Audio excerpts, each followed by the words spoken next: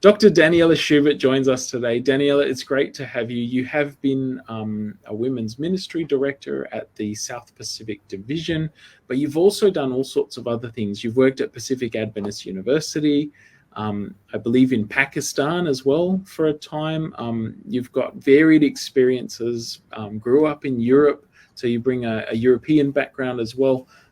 And have a lot of amazing stories, which is why we wanted to talk to you today. So first of all, welcome to the show. Thank you. It's good to be with you. And yes, you are correct with all of those things. Danijela, we decided to interview you today because you've just recently released a book.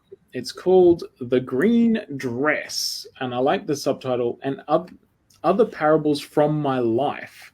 Quite a few years ago, when I shared some things from my life, people would tell me, you have to write a book. And I was like, oh, yeah. Who wants to write a book? You know, why write a book? And you have all these doubts in your mind.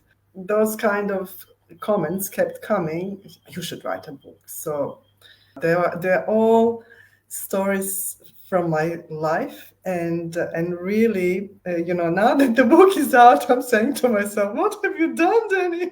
You have opened up your life in such a way. Now people will know so much about you that they didn't know.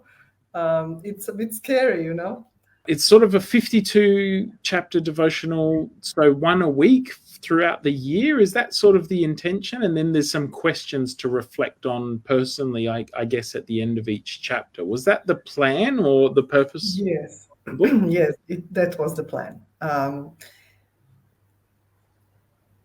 I have a bit of a weakness, when it comes to doing something every single day. So I have, quite a few devotionals, which are one every day. And I find that I read first 20 and then somehow I get lost and something else takes over.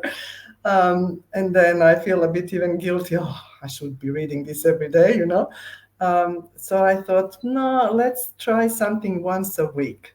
So I had in mind that it would be really nice if a few people got together and then read a book, and then there is questions for reflection, and that can bring a lot of conversation, thinking, introspection. You can do it by yourself, or you can do it in a group.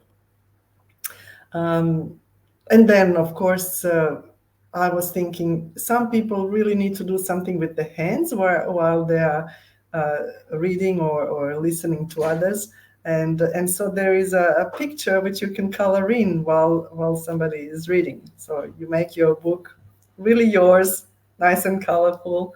So yeah, that was on purpose, to be a book, maybe to read through 1 year, and see what kind of year that will be. I think it could be an amazing year when you ask those questions, reflect.